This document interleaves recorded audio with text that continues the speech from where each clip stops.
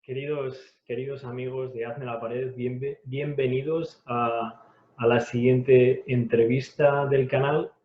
En el día de hoy contamos con un personaje muy especial. Se trata de la primera mujer jugadora de fútbol y como tal, cuando pensaba en quién debía de ser esta persona, solamente tenía un objetivo en mente y con esta persona, aun a pesar de que su categoría es global y de que es una de las mejores que jamás han jugado este deporte, la verdad es que fueron todo facilidades y es así. Nosotros contamos para esta entrevista con nada más y nada menos que Verónica Boquete. Vero es actualmente jugadora de Utah Royals FC, pero ella ha emigrado y desde su Galicia natal y ha jugado en diversos equipos, diversas ligas. En total son 7 países diferentes, contando España, con numerosas experiencias. Como ella misma declara, se sintió obligada a emigrar porque su objetivo inicial era el de seguir lo más arriba posible con su equipo local, pero las circunstancias, tanto de género como las circunstancias de que su estrella era más grande que cualquier otra oportunidad que podía encontrar, la hicieron una emigrante del fútbol. Esta capacidad suya de liderazgo la ha llevado a cotas altísimas. Ha sido nombrada MVP, mejor jugadora de la liga más importante del mundo entonces, la liga norteamericana. Ha ganado la Champions League, ha ganado campeonatos de ligas como la alemana. Ganó también un campeonato de Europa sub-20 con la selección española. Y más importante que esa serie de premios es que todo esto ha venido cumpliéndolo en el campo, pero al mismo tiempo fuera del campo, Verónica Boquete ha sido siempre una portavoz de las injusticias, de la discriminación de género que ha sufrido desde niña y como tal se ha convertido en un emblema y en un ejemplo a seguir positivo para las niñas y para cualquier mujer que quiere seguir practicando este deporte y que quiere seguir disfrutando de este deporte de manera profesional, y de esta manera se ha convertido en alguien que está haciendo que el deporte esté mejor que como ella lo encontró. Es muy consciente de que tiene un rol dentro de la historia del deporte practicado por mujeres y como tal, y por eso es por lo que ella decidió también formar parte de este humilde canal a través de esta entrevista. No solo eso, sino que dentro de la entrevista que ustedes van a poder ver en unos instantes, ella hace un repaso a multitud de aspectos del juego. Vero es una gran estudiosa del juego, se va a convertir en una entrenadora de fútbol profesional excelente. Ojalá que pueda formar parte de equipos masculinos, entrenando a equipos masculinos. Nos da algunas ideas acerca de elementos que pueden mejorar la formación tanto de niños y de niñas como la educación tanto de niños y de niñas para que haya menos discriminación de género. Y también habla de otros aspectos como las relaciones actuales que tienen las jugadoras de fútbol con los jugadores, el fútbol masculino con el fútbol femenino. También nos dice un par de cositas sobre CR7 y todo esto, como siempre, desde la humildad y desde el convencimiento de que no solamente tiene que disfrutar del juego dentro del campo, sino de que tiene un papel muy importante, como ella dice, tiene un altavoz que tiene que utilizar y eso es lo que Vero Boquete viene haciendo dentro y fuera del campo. Incluso tenemos también un pequeño guiño a una de las ciudades favoritas de Vero Boquete, which is Portland. So for a few seconds, this interview moves to the English as well. Solamente quiero nuevamente dar las gracias a Vero por su participación en esta entrevista, por su accesibilidad, por su cercanía y, más importante, por todo lo que sigue haciendo tanto dentro como fuera del campo. Así que espero que disfruten con esta nueva entrevista de Hazme la pared, porque Vero hizo la pared con todos nosotros y ya, disfruten de Vero Boquete. Adelante.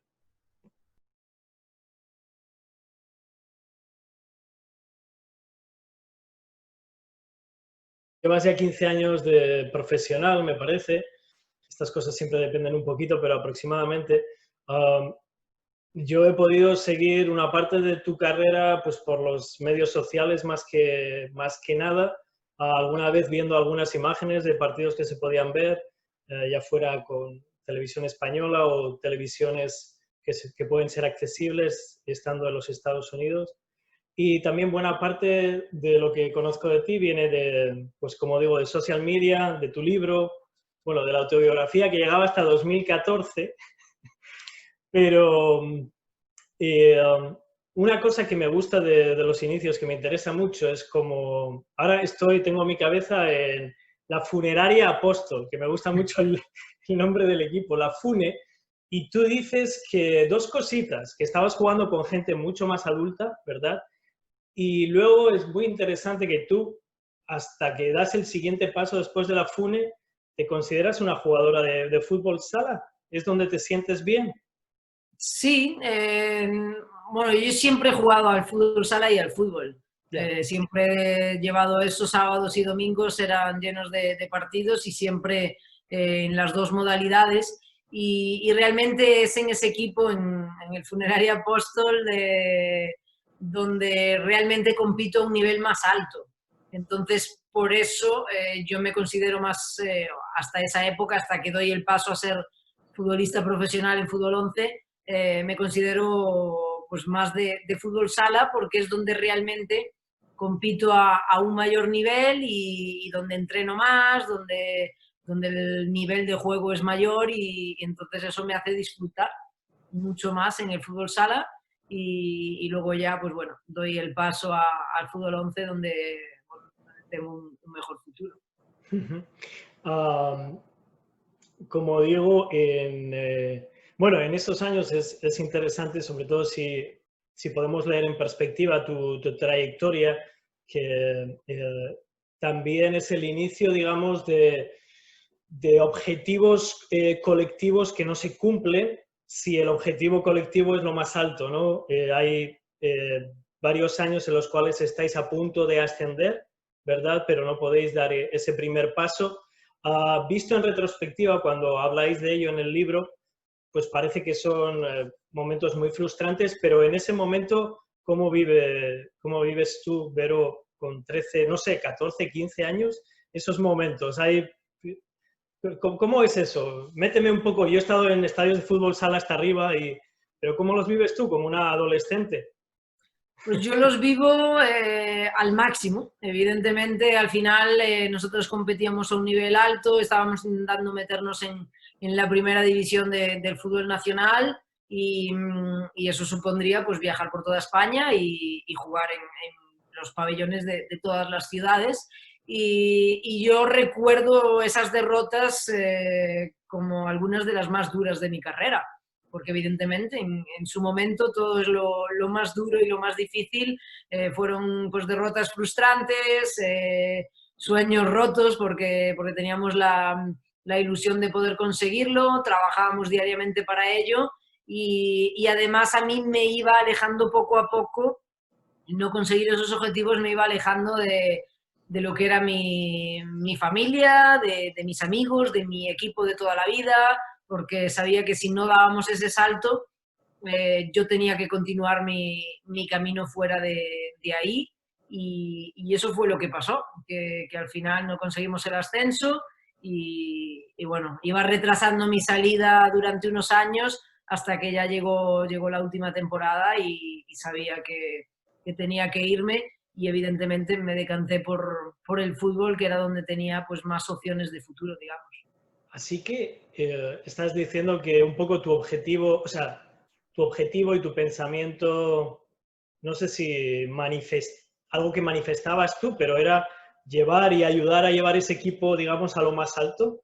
Tú con esa edad estabas tratando de hacer eso y pensabas que era lo que te correspondía. Un poco. Sin duda porque yo estaba acostumbrada, ese era mi equipo, había diferencia de edad, pero yo era una jugadora importante en ese equipo, llevábamos muchos años entrenando y jugando juntas y bueno, era la misma situación que he vivido a lo largo de mi carrera en otros equipos, pero la única diferencia es que ahí pues tenía 15, 16, 17 años y eso sin duda me ha ayudado en mi carrera, me ha hecho madurar antes, me ha hecho crecer, me ha hecho entender o convivir mejor con la presión, con las expectativas y, bueno, he tenido que aprender y crecer rápido en el sentido más deportivo de la palabra y sin duda eso me ha ayudado a llegar a donde estoy hoy. Wow. Y al final aceptas una oferta, decides ir a Zaragoza y allí estás, Vero, allí estás estudiando también, ¿verdad? Sí, allí tardé también tanto en irme, una era mi equipo y otra era que tenía claro que quería terminar los estudios, quería terminar el bachiller para luego poder irme libremente a cualquier ciudad y empezar la universidad. Entonces en Zaragoza fueron 3 años de fútbol y 3 años de universidad y fueron pues fue la primera vez que digamos me convertí en futbolista profesional.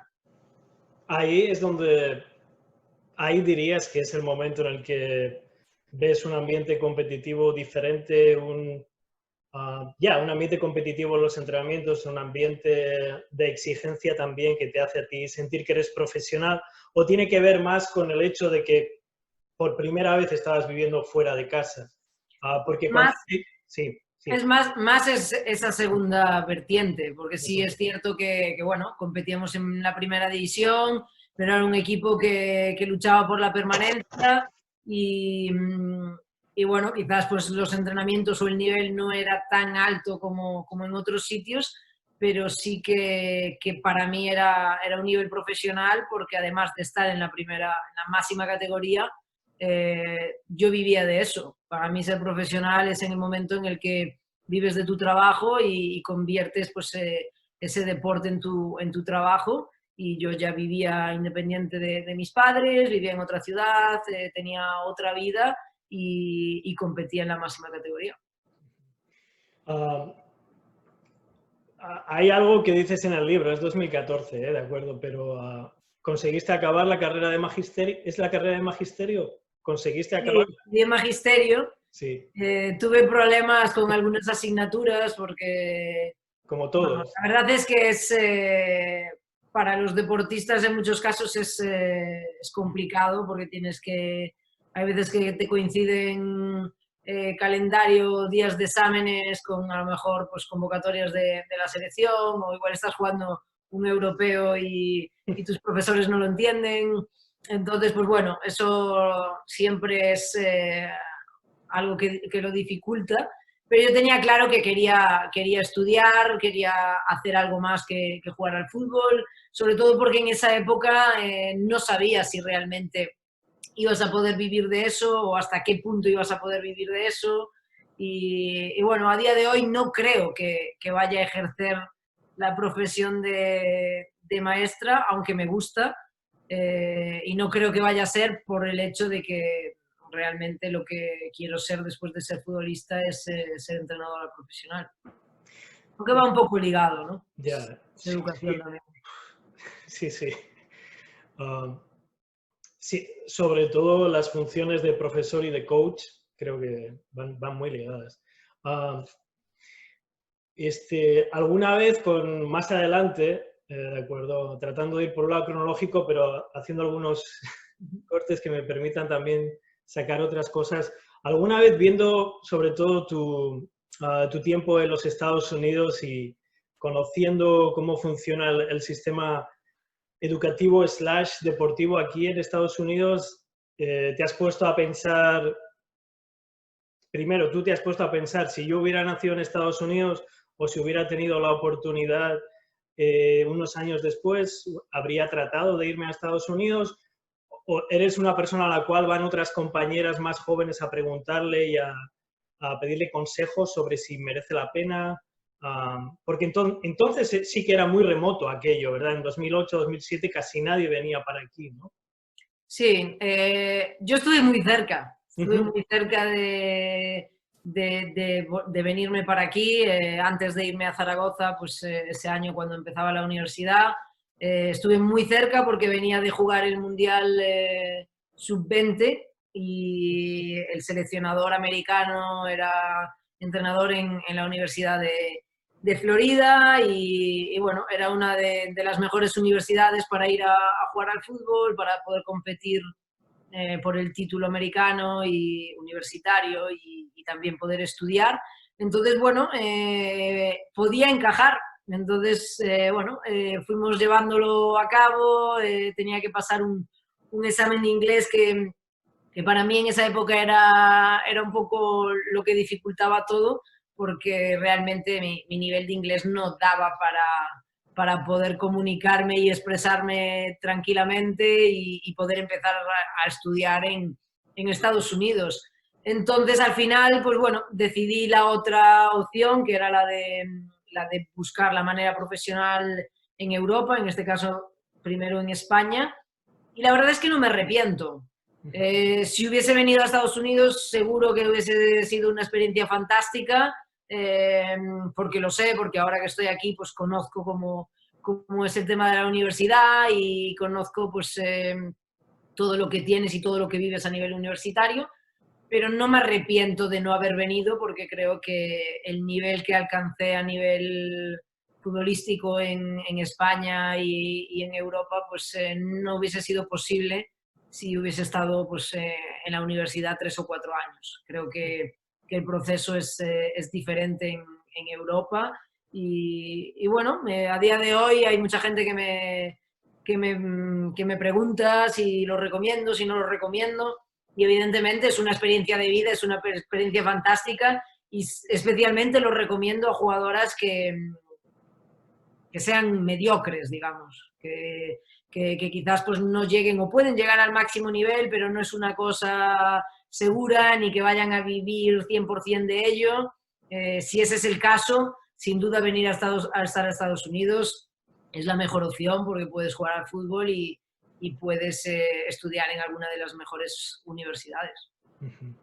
Ya, bueno, parece que un poco tu opinión, bueno, lo estás diciendo, ¿no? Que como aprendizaje de una serie de habilidades es una mejor escuela continuar en el fútbol europeo, aun cuando a finales del 2008-2009 todavía pues el fútbol español no estuviera, digamos, no sé si tan profesionalizado como hoy en día, mientras que como experiencia de vida y con otro tipo de cosas, pues la experiencia norteamericana puede ser más enriquecedora, ¿no? Y a ese respecto, tú después de Zaragoza vas al Español y creo que, bueno, por nivel de competitividad te encuentras un equipo diferente, ¿no? Es posiblemente una de las primeras veces en las cuales tienes que empezar desde un puesto no secundario, pero diferente, ¿no? Tienes que ir poco a poco haciéndote tu hueco en el equipo porque hay jugadoras con un poco más de estatus y es un lugar en el cual tal vez tú empiezas a pensar, seguro que lo habías hecho ya antes, pero de una manera más consciente en cuánto tienes que mejorar de manera individual para seguir creciendo. ¿Es un poquito eso español o...? Sí y no. Sí es así porque evidentemente es un salto de calidad a un equipo que luchaba por títulos, que tenía alguna de las mejores jugadoras del país, pero yo en ese momento ya estaba en la selección española, era un fichaje del que se esperaba mucho, con lo cual no es que llegase al español bueno, a ver cómo va, sino que tenía que tener un impacto en el equipo. Y bueno, para mí fue un paso adelante, sobre todo porque el nivel de entrenamientos era mejor, las compañeras eran mejores, luchabas por ganar cada semana y por luchar por los títulos. Entonces, pues fue una progresión en mi carrera que evidentemente siempre lo he tenido claro, pero lo ponía más claro que si quería estar entre las mejores o llegar a estar entre las mejores, el trabajo pues tenía que ser duro y tenía que ser largo. Sí. Y en uno de esos veranos por fin decides cruzar el charco. Tú en el libro mencionas que una persona muy importante, al menos en esos momentos, creo que seguís la relación, es el agente es Antón, ¿verdad? Antón Maximov, que es una de las personas que facilitan también el ir allí y el ubicarte en un equipo con una liga profesional americana que después desaparecería para volver a reiniciarse. Y empiezas con Buffalo, continúas con Chicago. Es un año, bueno, me imagino que lleno de vivencias, ¿no? O sea, bueno, un año, que unos meses, son 3 meses, ¿no?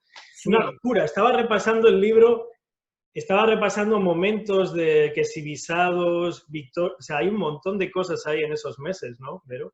La verdad es que ese verano fue de locura y de película también, porque sí que, bueno, mi intención era venir a Estados Unidos, aprovechar mi mes de vacaciones con el español y poder el darme a conocer y el tener la posibilidad de que me viesen en la liga profesional, porque yo venía ese mes a competir en la segunda división en Búfalo y la verdad es que las cosas van mejor que bien, conseguimos meternos en las finales, se juega en Los Ángeles, lo retransmite a nivel nacional ESPN, hay ojeadores de la liga profesional allí y bueno, pues la final sale todo bien, ganamos, soy MVP de esa final, marco 2 goles y a los 2 días tenía mi vuelo de vuelta a Barcelona y me llama Anton, mi agente, con el que sigo trabajando, es el único agente que he tenido en mi carrera y me dice, bueno, pues vamos, ¿qué te parece si cambiamos el vuelo a Chicago? Y digo, ¿a Chicago a qué?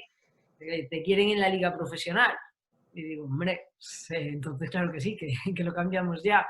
Y paso de un día a otro pues a verme en un entrenamiento con todas las jugadoras a las que yo solo podía ver por televisión, en mundiales, en partidos de la Liga Americana y paso a ser una más. Entonces, pues la verdad es que fue todo un poco de locura, súper rápido, pasaban un montón de cosas que no te daba tiempo ni asimilar. Lo disfruté muchísimo y bueno, a partir de ahí pues continué mi carrera al máximo nivel. Volviste al español y después otra vez volviste a los Estados Unidos y estuviste en Filadelfia. Bueno, no sé, fuiste nombrada la mejor jugadora de la liga, fue un año muy bonito. ¿Qué me puedes decir, por ejemplo, de Paul Riley, tu coach, del cual siempre te he oído hablar muy bien? ¿Cuán importante fue él para ti? ¿Y cuán importante fue el año de Filadelfia? Porque cuando hay muchos éxitos, o muchos éxitos y muchos premios, a los que estamos del otro lado siempre podemos quedarnos con eso, pero ¿qué significó para ti personalmente ese año? Para mí significó el realmente confirmarme como una jugadora top a nivel internacional y sobre todo ganarme el respeto en todo el fútbol femenino internacional. Porque hasta ese momento España no jugaba mundiales, no jugaba Eurocopas, no había jugadoras españolas jugando en el extranjero, entonces realmente nadie conocía el nivel real de una jugadora española, nadie confiaba que pudiésemos rendir a ese nivel y ese año para mí a nivel personal pues evidentemente es fantástico porque me abre las puertas de todos los grandes clubes en todo el mundo porque ya la gente sí me conoce. Soy MVP de la mejor liga del mundo, en un momento en el que las mejores jugadoras están jugando en esa liga, llegamos a la final, la perdemos, eso sin duda fue la nota negativa, pero sí que para mí pues es un antes y un después.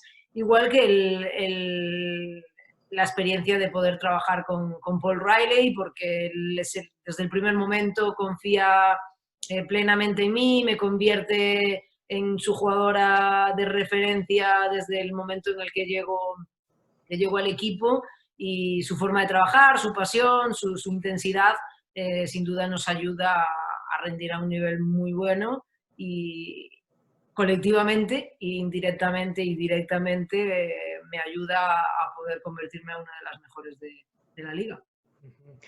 Creo que en la votación final de los finalistas ¿se le dice? Sí, del MVP, fuiste más votada que Marta, que Abby Wambach, ¿verdad? Por lo menos recuerdo esos dos nombres. So, yeah, sin duda que entraste, pegaste un golpetazo ahí ¿no? Como en el estatus de jugadores, porque Abby por Estados Unidos, Marta por Brasil, como tú dices, individual y colectivamente estaban ya ahí. Y luego, a partir de ese momento, es curiosa tu relación con Estados Unidos. Por otro lado, si es la mejor liga del mundo, no es tan curiosa, pero siempre tienes ese interés de, ok, tengo un contrato, pero si hay la posibilidad de jugar allí por cuestiones de calendarios, yo quiero ir allí. Entonces, ese año también estás pensando en eso, cuando firmas el contrato y acabas yendo a Rusia, a jugar en Rusia. Y aquí voy a meter una pregunta que yo suelo hacer. He leído algunas cosas sobre los métodos un poco desconcertantes de entrenamientos que teníais cuando llegaste allí a Rusia. Y entonces ahora, de manera genérica y saliéndonos de la cronología de tu etapa, yo quiero preguntarte, Vero, que además sé que te gusta, bueno, que vas a ser una entrenadora cuando te dé la gana, pero que me digas si recuerdas una semana de trabajo pre-partido durante tu carrera, una semana de trabajo pre-partido en la cual cada una de las fases se han cumplido, las cuales ha habido un planteamiento previo, una explicación de las tareas, y habéis llegado al partido como equipo y habéis tenido la sensación cuando entrabais al campo de que estabais muy bien preparadas. Y era una cuestión de ejecutarlo y de cumplirlo. Y es la sensación de también un círculo en el que todo ha funcionado y cada uno ha hecho lo debido. ¿Hay algún partido a lo largo de tu inmensa carrera en la que recuerdas que, ok, entre todos hemos hecho una bonita pieza y todo ha funcionado bien? ¿Alguno así? Hombre, evidentemente bastantes, porque si no tuviese bastantes, querría decir que trabajamos muy mal. Entonces, recuerdo, por poner un ejemplo, en Tireso, en Suecia, donde realmente pues trabajamos muy bien, entrenador, estábamos todo iba muy en sintonía, el nivel de las jugadoras era fantástico, los entrenamientos iban todo en base a nuestro modelo de juego, a lo que queríamos pues poner en el campo el fin de semana. Y bueno, dependiendo de un poco el rival, pues había veces que tenías que adaptarte también a ese rival y trabajar pues algunas cosas que íbamos a hacer en ese partido un poco diferente.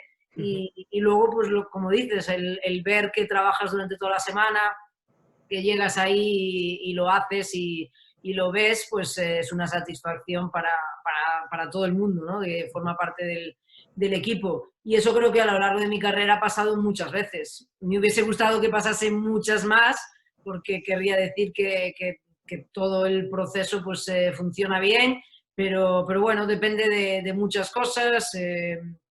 Yo siempre digo que el fútbol femenino se ha visto frenado por la poca calidad de los entrenadores. Eso está cambiando, evidentemente, entonces cada vez el fútbol femenino tiene mejores entrenadores, trabajará mejor, y supongo que las que vengan detrás mía pues verán ese proceso de toda la semana y llegar al fin de semana muchas más veces que yo. ¿El entrenador al que te refieres en Tireso es Gustafsson, Tony Gustafsson? Sí, es Tony, para mí el mejor entrenador que he tenido en mi carrera, con el que más he disfrutado, y bueno, pues lo ha ganado también todo con la selección americana, ha sido el asistente en Sí. todos los grandes éxitos, ha sido entrenador en la máxima categoría en fútbol masculino y bueno, la verdad es que también un poco la visión de su juego es muy pareja a cómo yo lo veo y eso pues hace que todo, evidentemente todo conecte mejor. Ok, un poquito con eso, pero volviendo al aspecto individual. Algunas veces en estas conversaciones, tanto las que están puestas en el canal como en privado, muchísimas veces en mi vida, ah, yo he jugado poco, soy pequeñito, pero he tenido muchos amigos que han jugado y son pequeñitos también. Y mi pregunta va sobre size y lo que condiciona a la hora de jugar o lo que te ha condicionado a ti, si acaso ha ocurrido, por cómo te han visto los demás. Yo llegué a Estados Unidos, como soy mayor que tú, antes que tú, y yo veía jugadores hipertalentosos que no entraban ni en los equipos de varsity de la universidad, ¿no? Y era por el estilo de juego y cosas así. Uh, Obviamente en Europa las cosas van de otra manera, pero también han necesitado tiempo. Y ahora que has hablado de cómo tú te integrabas en la idea de juego, el modelo de juego que tenía Gustafsson y el Tireso, ¿has sentido en algún momento de tu carrera que se te ha juzgado de una manera perjudicial solamente por tu tamaño o eso ha conllevado problemas para entrenadores a la hora de integrarte en sus esquemas de juego?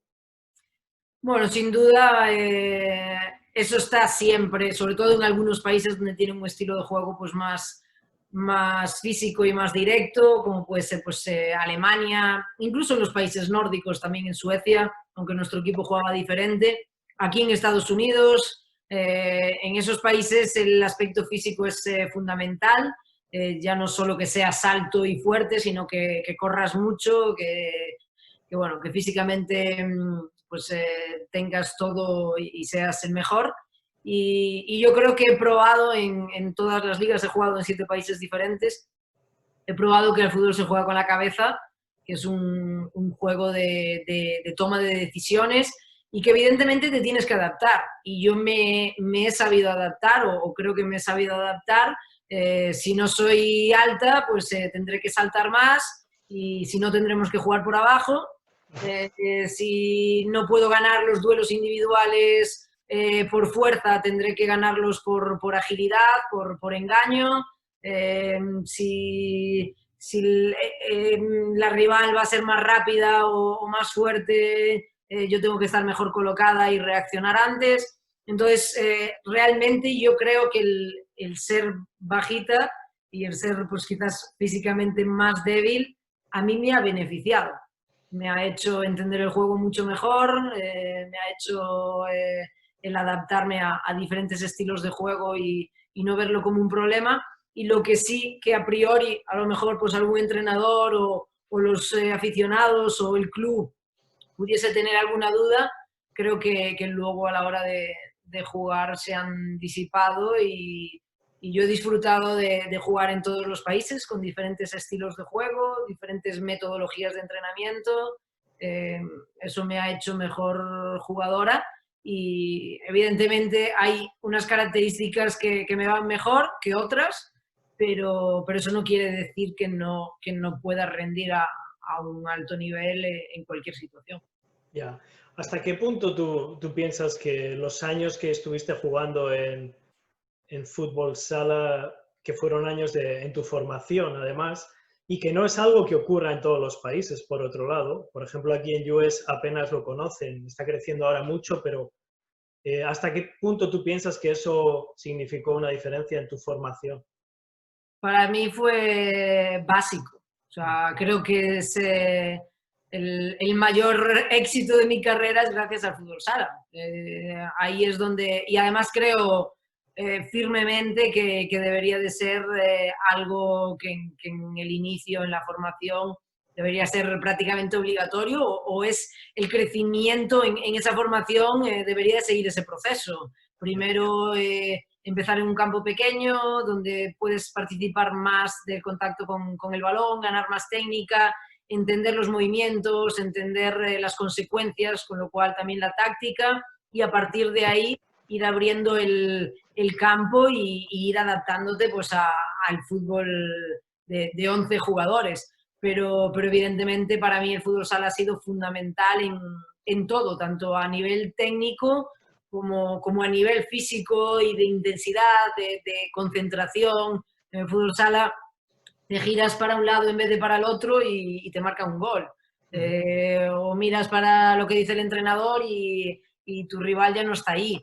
Entonces creo que eso me ha ayudado mucho y sin duda marca mucho mi estilo de juego, que evidentemente es con balón, pero también es de intensidad, de movimientos cortos, de querer siempre el contacto con el balón y de estar siempre muy metida en el juego, porque bueno, pues en fútbol sala el tiempo que estás en pista solo existe el balón, solo existen tus compañeros y solo existe el rival. Ok, saliendo ahora de eso y para que... No te voy a preguntar dónde ha sido el lugar en el que te has sentido más cómoda, pero quería hacerte la pregunta sobre Portland. Yo he pasado muchos años en Eugene y yo sé que you had a really nice year in Portland, that you enjoyed the city a lot. And I was living there for 6 years, and everyone on the social media keep mentioning you, keep remembering you, Vero, Vero, Vero here, Vero there. And it's also on the media that you said that, you know, you have liked to come back and etc. So how was the year in Rose City, and how much did you enjoy the city, Providence Park, and all that? It was for sure one of the best experiences of my career. I enjoy every day, every detail, every minute. I think Portland is for sure my favorite city in US. People there is just different, and I love it too, like the atmosphere, everything, and especially that is the soccer city. So I never experienced something like that before. Like I still remember the first day that I went to for the first game, and it was like full of people on this, like the streets were full of people, and the bars were open with so many people around, and I was like, what is going on here? What is happening? And my teammate was like, what do you mean? They are here preparing for our game. I was like, what? So I think Portland was like the first time that I really felt professional in everywhere, in every possible way, because until that moment, I felt professional because I was living thanks to football, and I was playing like professionally. But the first time that I really felt professional in every way, it was there when I just jumped into the stadium in Providence Park, and it was full of people on the stands, and every weekend was the same. So it was just like a really special experience that I always remember, and I was so lucky to be there to live that.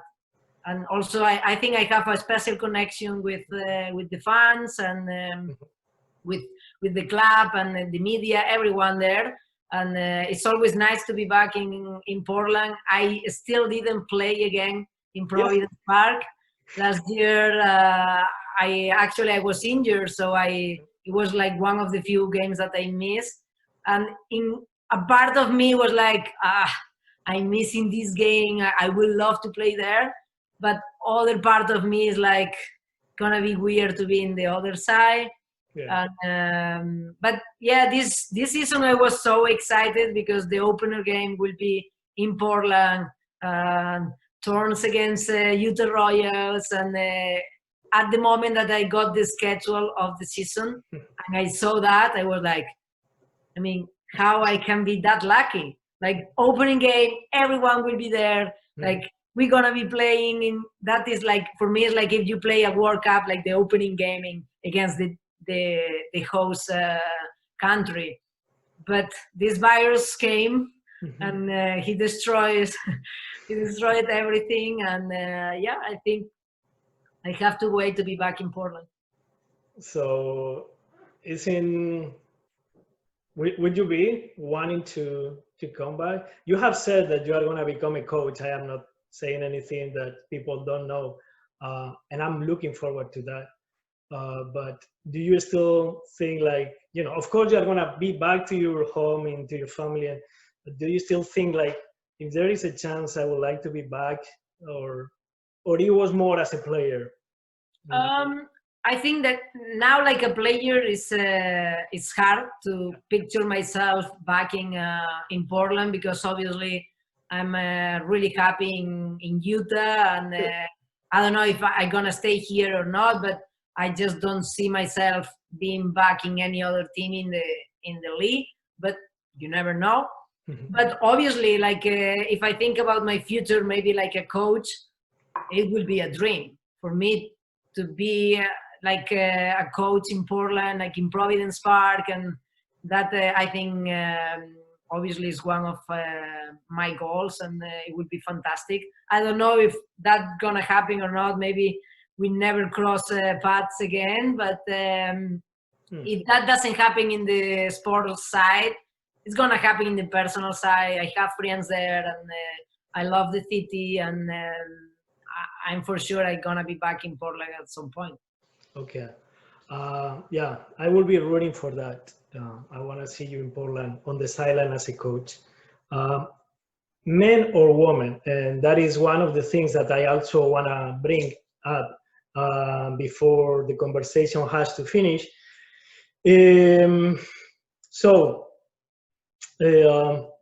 Well, ok, y ahora vuelvo un poco al español. Formación, en etapa de formación, ¿tú piensas que está bien que chicos y chicas jueguen juntos? ¿O las diferencias físicas son tan grandes que...? En etapa de formación, estamos hablando hasta los 14, 15 años. No solo creo que es una buena opción, sino que creo que es la opción.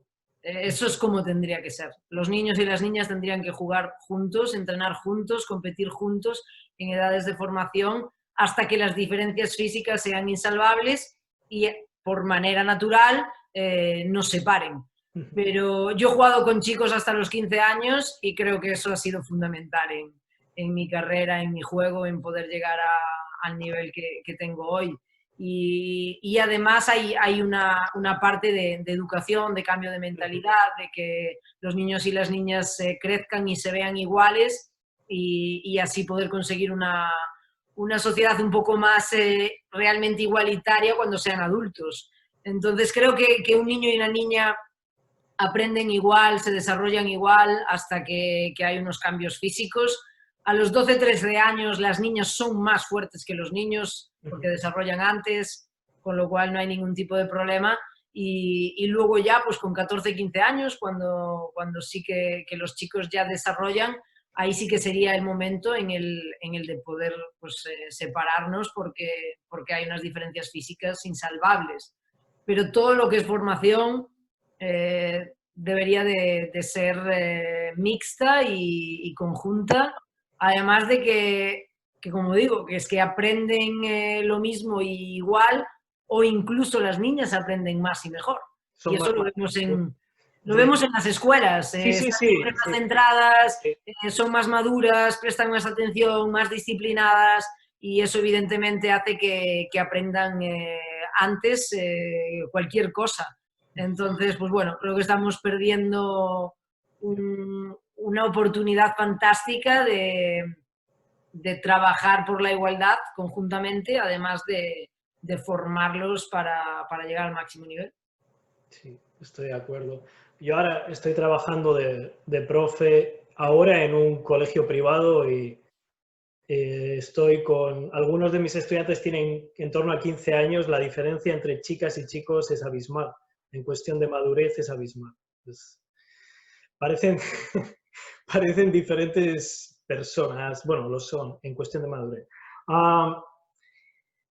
Entonces, bueno, para tratar de hablar un poquito de lo que tenemos que seguir o de lo que tú has estado peleando, tú y otras personas, por hacer más visible el fútbol practicado por mujeres y muchas otras cosas de las cuales te conviertes en, ya, corporeizas el movimiento, la búsqueda del cambio, etc. Estoy un poco saltando de una parte a otra, pero yo me imagino que tú en tu etapa posterior a la de jugadora, de entrenadora, no haces distingos de entrenar hombres y mujeres, porque eso es algo que yo, que estoy entrenando un poquito, pero que llevo alrededor del fútbol muchísimo tiempo, volviendo a la respuesta tuya anterior, cuanto más tiempo pasemos juntos en todas las etapas, también en la etapa de entrenar al máximo nivel, más fácil va a ser todo. Y es muy difícil entrar en vestuarios de hombres en los cuales solo hay hombres y es imposible que haya nadie del staff femenino y viceversa, pero es que en los colegios ocurre lo mismo. A las mujeres prácticamente no las dejan entrar a entrenar chicos, etc. Entonces, ¿tú no harías distingos a la hora de entrenar? O supongo que para ti es algo también que deberíamos, ojalá, normalizar, ¿no? Evidentemente. Y digo evidentemente porque al final el entrenar o el ser profesor o el ocupar cualquier cargo en cualquier empresa o en cualquier sitio depende de tu capacidad. Entonces, si yo tengo la capacidad de ser una buena entrenadora, seré una buena entrenadora para fútbol femenino y para fútbol masculino, porque el juego es el mismo. Lo mismo que un profesor o que cualquier otra persona en cualquier otro sector. Entonces, yo solo he tenido la oportunidad de trabajar con una entrenadora en toda mi carrera. Fue el año pasado, aquí en con Laura Harvey, y lo único que me sirvió fue para confirmar todo lo que yo ya sabía, que al final lo importante es la capacidad, es el conocimiento que tú tienes, cómo lo transmites, y Laura Harvey es una entrenadora fantástica, he disfrutado muchísimo de poder trabajar con ella, fue además la gran razón por la que yo vine a Utah, y bueno, yo la verdad es que no veo el por qué una mujer no puede entrenar a un equipo masculino. O sea, sé que eso es lo que pasa por lo que hablamos, porque crecemos y nos educan diferentes, quienes deciden y toman decisiones son hombres, sobre todo con una mentalidad, pues porque suelen ser más mayores, los mismos staff y gente que trabaja en el club o los mismos jugadores no van o parece que no van a respetar igual a una entrenadora que sea mujer que a un hombre, cuando todo eso, eso todo se disluye cuando llegas a un vestuario y demuestras a los jugadores que les puedes ayudar. Porque al final los futbolistas lo que queremos es tener a alguien de entrenador o al staff que nos ayude a ser mejores y que nos ayude a ganar partidos. Si una mujer es capaz de hacer eso en el fútbol masculino, fantástico. Y si no es capaz de hacerlo en el fútbol masculino, tampoco va a ser capaz de hacerlo en el fútbol femenino. Y por eso antes cuando hablaba del tema de los entrenadores, que durante mucho tiempo, al menos hasta ahora, siempre hemos tenido las sobras del fútbol masculino. Quien no sirviese para llegar y para estar en el fútbol masculino, bueno, pues se lo mandamos a las chicas que ahí sí puede. Y ahí no puede, porque el juego es el mismo. Si no tienes el conocimiento y no sabes cómo ayudarnos, no vas a poder ayudar ni a un hombre ni a una mujer. En algún momento, obviamente, también la gente que verá la entrevista, algunos más, otros menos, como digo, van a conocer lo que tú has estado verbalizando, vocalizando, canalizando, pues disputas, luchas, protestas, etcétera, tú y otras personas, por supuesto. Pero hay algunos episodios concretos en los cuales, pues, por ejemplo, después del Mundial de Canadá, pero bueno, es un proceso que lleva muchísimo tiempo. En alguno de esos momentos, Vero, tú has dicho, esto es demasiado, llevo ya demasiadas pilas cargadas y voy a tomar otro rol en esto de tener un papel, digamos, tan preponderante porque es demasiado desgaste para mí. Y si ha ocurrido eso, ¿ha habido personas que te han ayudado a calmarte y luego a volver? ¿O cómo ha sido ese proceso? Porque incluso visto desde las redes sociales a veces es mucha carga por un lado para conseguir el cambio. ¿Cómo te has sentido tú en todo este proceso que llevas ya? Pues es un proceso interesante, Ujú. porque por un lado sabes que tienes que hacerlo y por otro lado pues dices, ¿por qué tengo que hacerlo si al final pues tengo que pagar consecuencias o tengo que desgastarme de una manera que otra gente no se desgasta? Pero vuelves otra vez al principio, es que tengo que hacerlo. Entonces yo muchas veces hablo de que yo tengo un altavoz que tengo que utilizar. De nada me serviría tener un altavoz si lo tengo apagado y no lo utilizo. Entonces, pues bueno, mi carrera y mi posición dentro del deporte y como personaje, digamos, un poco más o menos público, me ha dado la oportunidad de poder llegar a más gente, de tener más fuerza y eso tengo que utilizarlo, porque ha habido otras muchas mujeres antes que yo que han hecho exactamente lo mismo en mayor o menor medida, pero han hecho lo mismo, han abierto las mismas puertas o más difíciles y por respeto y gratitud a todas ellas, yo estoy viviendo una parte histórica que me toca hacer mi parte del trabajo y creo que para mí eso evidentemente es una responsabilidad y muchas veces es incluso una carga, pero por otras le da sentido a todo esto. Yo creo que tanto en el deporte como en la vida tienes que tener un propósito mayor y mi propósito mayor es dejar mi deporte en una situación mejor de la que yo lo he encontrado y además en la que creo firmemente. Entonces es una causa que es muy mía, que he tenido que vivir situaciones de discriminación por el hecho de ser mujer, he tenido que vivir situaciones en las que no he podido conseguir según qué cosas por ser mujer y quiero cambiar eso o quiero ayudar en todo lo posible a cambiar eso. Por el camino, pues te encuentras muchas piedras, te encuentras muchas bofetadas, te encuentras muchas consecuencias, pero al final siempre tienes gente a tu alrededor que te sigue apoyando, que saben que estás haciendo lo correcto, bueno, que están ahí sí o sí, y yo creo que eso para mí es súper importante.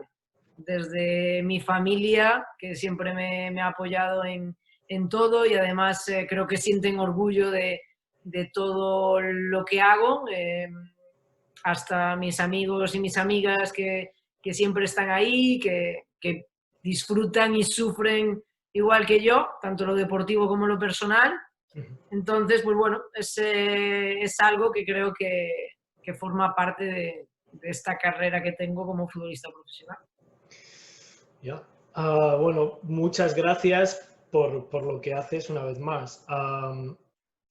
Lo has dicho antes también y yo creo que tú eres consciente de ello y yo también. Para conseguir que haya cambios mayores en cualquier estructura, también hay que, o sea, no se puede hacer simplemente entrando y pegando un golpe y bueno, que se caiga todo. No es tan fácil, sino que hay que saber negociar y manejarse con las personas que están en esos puestos, que como ya has dicho y como yo sé también, normalmente son hombres que en algunos casos no están muy predispuestos. Entonces, de una manera un poquito más simple por mi lado, pero también hay algo en concreto que los hombres en cualquier tipo de posición jerárquica pueden hacer dentro de lo que es el sistema fútbol, más allá de géneros, para que las cosas vayan un poquito mejor. Evidentemente, Sí, sí. evidentemente que pueden porque están en cargos de poder. Ujú. Entonces, si realmente queremos cambiar las cosas, tiene que ser de abajo arriba y de arriba abajo y de derecha a izquierda y de izquierda a derecha. No puede ser que unos empujen en una dirección, otros empujen en otra porque no tendría sentido. Entonces, es muy importante que la gente que esté al frente de clubes, de federaciones, de organizaciones, tengan presente que el cambio empieza también por ellos y que lo tomen como un reto también, ¿no? Pero bueno, como dices, en muchos de los casos no hay esa predisposición, entonces es cuando empiezan pues, los conflictos, cuando empiezan las luchas, cuando empiezan los empujones hacia un lado y hacia otro, y está claro que al final si queremos cambiar algo y si estamos yendo en una dirección y nos encontramos algo de frente, pues al final tienes que afrontarlo y tienes que intentar cambiarlo de cualquier manera.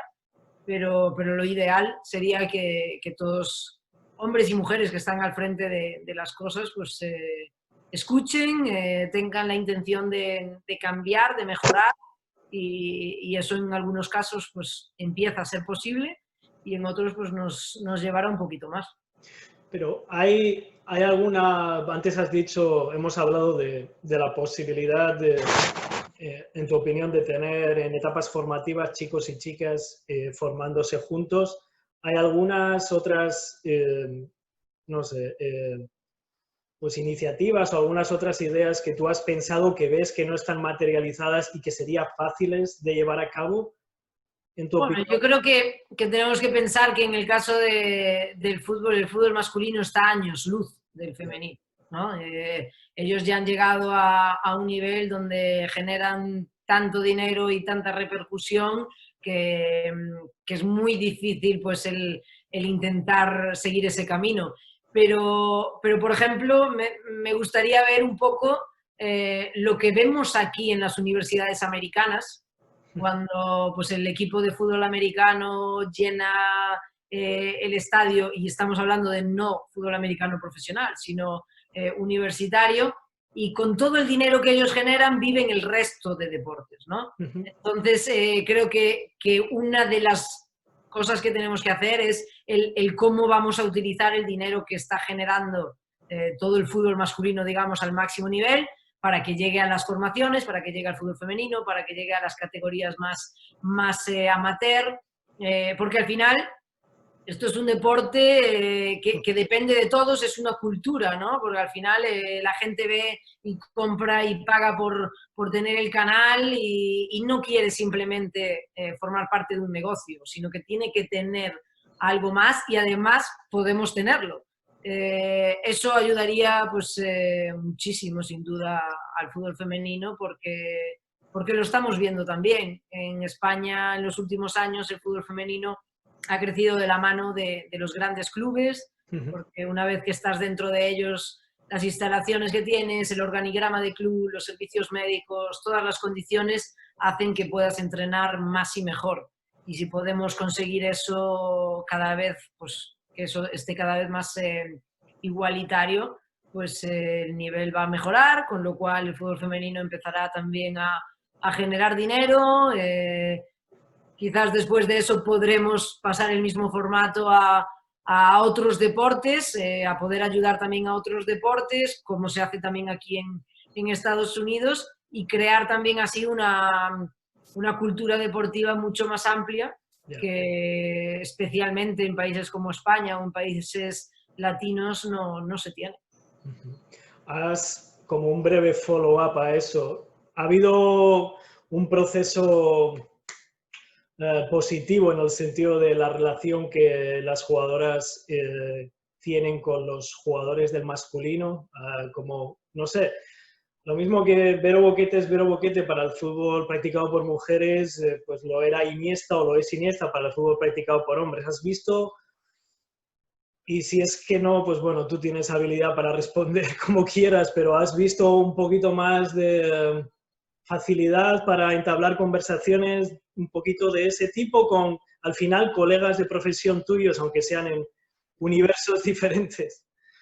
Creo que en los últimos años sí que ha habido un cambio. Yo al menos lo noto, coincido con algunos de ellos en algunos actos y lo que siempre cuando luego vuelvo a casa y hablo con mis amigos y mi familia les digo, es que son normales, que son gente normal, Sí. que hacen lo mismo que hago yo, llevan la misma vida, tenemos los mismos problemas y las mismas preocupaciones y la verdad es que el problema no es del futbolista como persona, sino es de todo ese ambiente y de todo ese entorno que lo mete en una burbuja, que les convierte en personas endiosadas y que estén un poco pues, alejados de lo que es la realidad. Pero no es porque el personaje o esa persona en sí quiere hacerlo. Entonces, cuando todo se iguala un poco más o cuando todo se hace pues mucho más natural, te das cuenta de que la solución es muy fácil. Y yo creo que cada vez hay más futbolistas conscientes de eso, cada vez hay más futbolistas que siguen el fútbol femenino, que intentan pues el también ayudarnos y el estar de nuestro lado, y sin duda sería un apoyo fundamental por toda la cantidad de gente a la que ellos llegan. Entonces, yo siempre recuerdo pues en el Bayern de Múnich con Thiago o con Javi García cuando venían, Javi Martínez cuando venían alguna vez a algún partido de los nuestros, y digo, joder, y yo le decía, pero ponlo en redes, porque si tú vienes y lo pones en redes, los fans van a venir y es como lo normalizamos, y entonces dicen, pues si Iniesta, si Sergio Ramos van a ver el equipo femenino, ¿cómo no vamos a ir nosotros? Si es algo normal y eso nos ayudaría muchísimo. Y bueno, como digo, hay algunos que lo hacen más que otros, pero claro, al final pues esa burbuja en la que está metido el fútbol masculino, pues es difícil de romper. Hay que romperla. Ok, hay que romperla.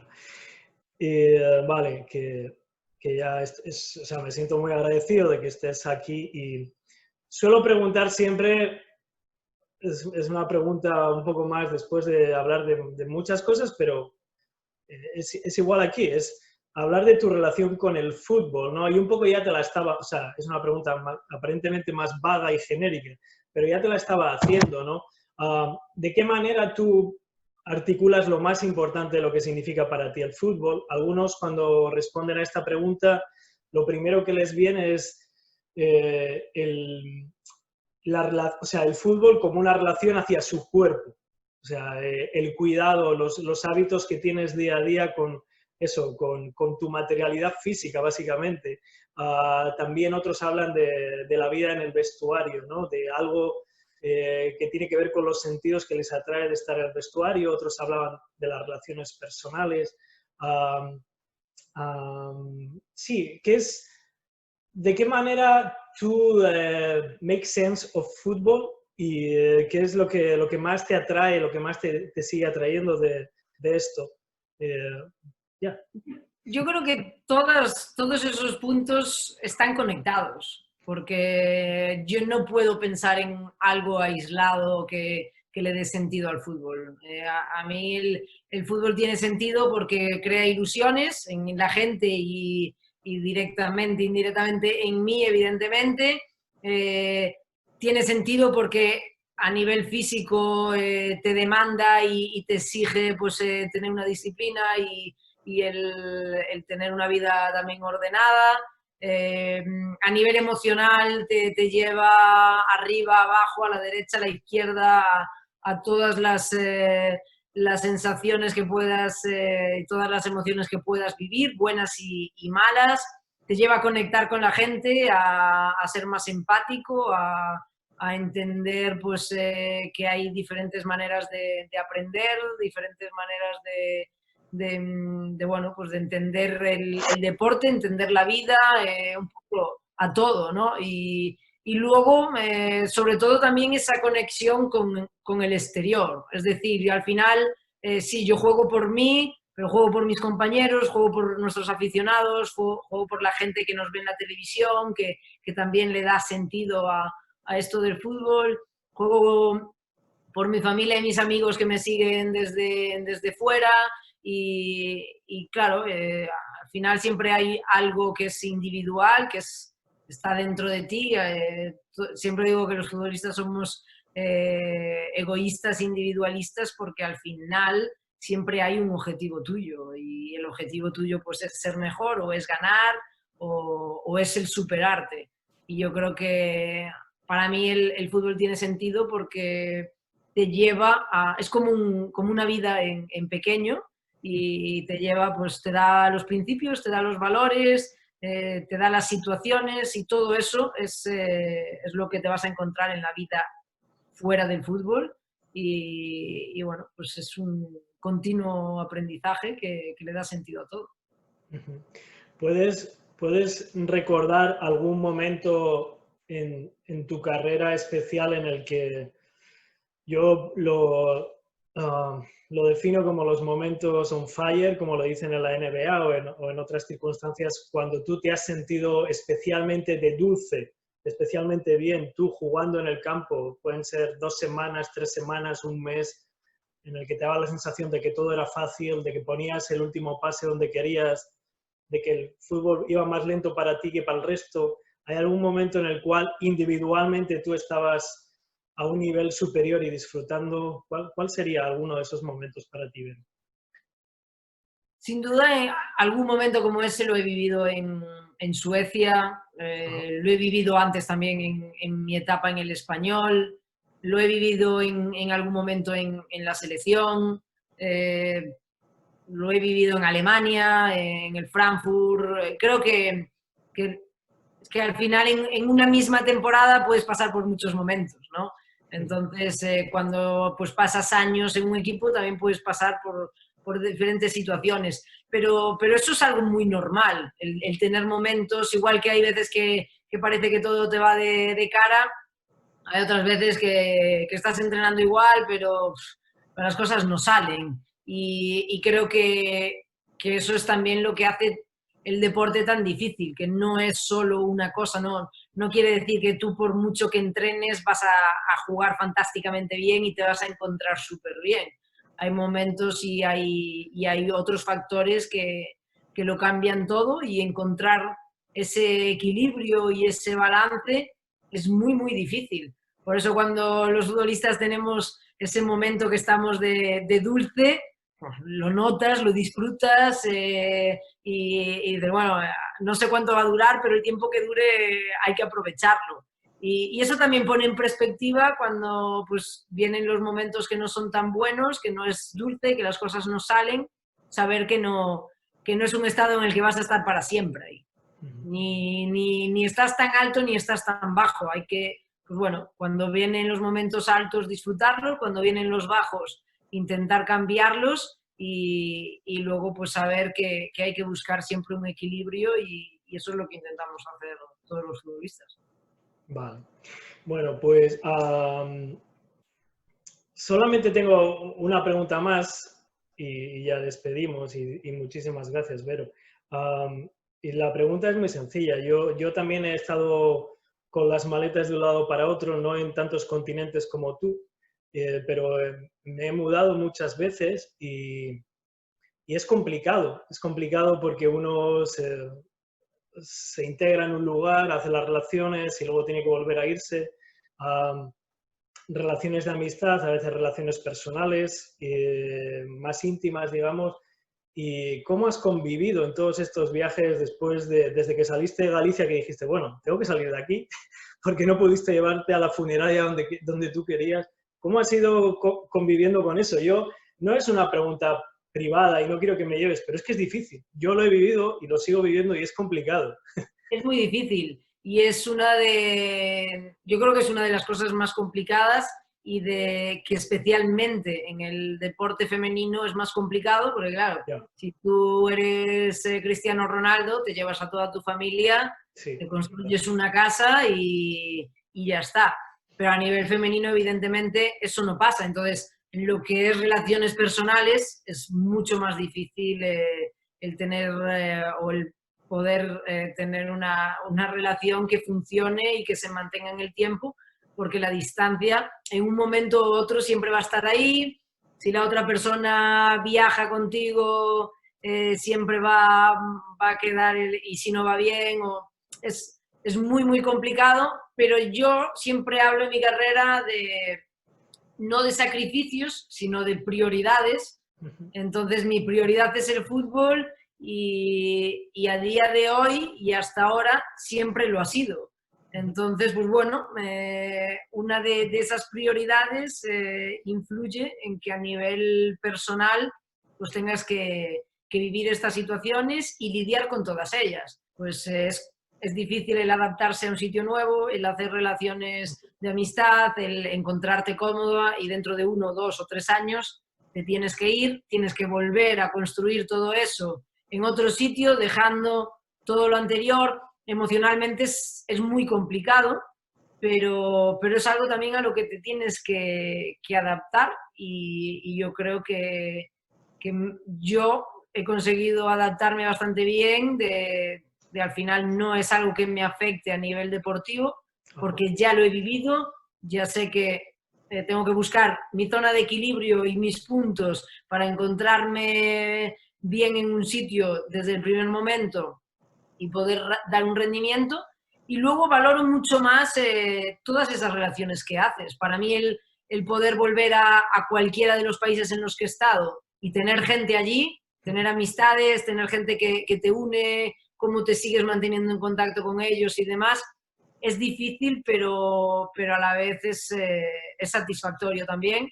Entonces, bueno, creo que cada año sufro un poquito menos cada vez que me voy, pero siempre es muy difícil y me imagino que algún día acabará y acabará cuando mi prioridad pues sea tener una familia o tener una pareja o pueda compatibilizarlo o mi prioridad sea estar en casa con mis padres o la prioridad que sea.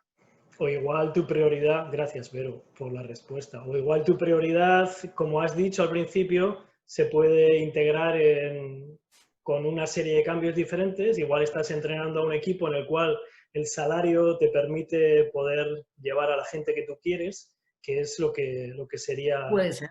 lo que sería una O que posibilidad. tengas una familia que pueda estar contigo o una pareja que pueda estar contigo porque trabaja en la misma ciudad o porque estéis cerca o porque, oye, pues mira, puedo trabajar de esto, puedo trabajar en cualquier sitio. Pero bueno, es más complicado y es una parte difícil para cualquiera, para mí personalmente, es una parte a la que he tenido que adaptarme y que he tenido que aceptar, digamos, y bueno, pues llevarlo como, como mejor se pueda. Vale. Bueno, Vero, muchísimas gracias. Y antes de despedir, solamente decir, yo soy un gran aficionado de Colgados del Aro, lo sigo ¿sabes cuál es? ¿Colgados del Aro? Sí, Sí. suelo ver el programa casi siempre y es un programa de baloncesto, pero últimamente estaban haciendo rankings, como ahora no sabemos qué hacer y solamente hacemos rankings, y estaban haciendo rankings de los deportistas más importantes de la historia de España. Y es complicado, bueno, es un ranking, al final comparar deportes y deportistas es un juego, digamos, pues es un juego de entretenimiento prácticamente, pero yo quiero decir que considerando tu palmarés y considerando la relevancia que tiene el fútbol a nivel global, tu nombre debe estar ahí, considerando lo que tú estás aportando al fútbol y a las deportistas que quieren jugar a su deporte, tu nombre debería estar ahí, pues, por talento, por carrera, por impacto. Y ya, y que no te han nombrado, pero es que no han nombrado a ninguna otra futbolista, ¿verdad? Y que tú eres una de esas. Y por otro lado, por cómo decides ser tú, pues eres capaz de hacer una conversación con un canal de YouTube que apenas está empezando y te lo agradezco muchísimo. Y también, como has dicho tú, creo que las dos cosas se deberían poder hacer un poquito más, ¿verdad? Pero tú no te tienes que ocupar de los demás, te ocupas de lo tuyo y te quiero dar las gracias y desearte lo mejor en Utah. Y cuando te conviertas en entrenadora voy a seguir muy de cerca tus pasos y te voy a dar mi contacto por si necesitas algún scout, ¿vale? Que a mí es lo que me divierte, pasar el rato viendo partidos y analizándolos, ¿vale, Vero? Perfecto. Muy bien, pues nada, ha sido un placer. Otro, un beso. Un beso. Chao. Chao. Gracias.